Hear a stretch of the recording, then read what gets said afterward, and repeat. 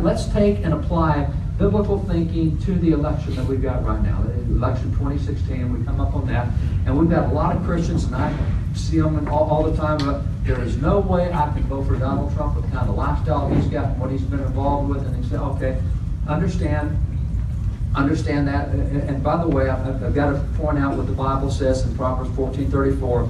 The measurement you use for a nation at any point in time is righteousness exalts a nation, sins or reproach any people. And so, Donald Trump doesn't have the righteousness. No, God blesses the nation based on the policies of the nation. I have a really close friend, Rabbi Daniel Lapham. I call him regularly to get him to help me on things.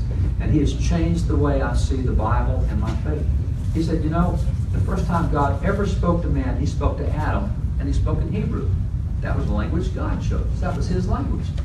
Now, every time God says something, it means something, and he only says what he means. He says, therefore, what's significant as Hebrew is what you cannot say. It's not what you can say. It's what, for example, he said, did you know that in Hebrew you cannot say the word coincidence?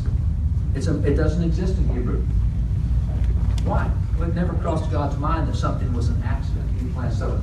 God says, oh, was that lucky? I didn't see that coming. What do you think? So coincidence, you can't say it. Do you know in Hebrew you cannot say the word retirement? You can't say retirement because there's never a time when God didn't think you would be productive. We have one example in the New Testament where God says, I'm going to retire. And he says, you fool, that's not your soul's required of you. Retirement is not a biblical word. You can't even say it in Hebrew. Another word you can't say in Hebrew is the word fair. Who cares what's fair? And it's subjective to everybody. You can't, another word you can't say in Hebrew is the word rights. It doesn't exist. What does exist is responsibilities.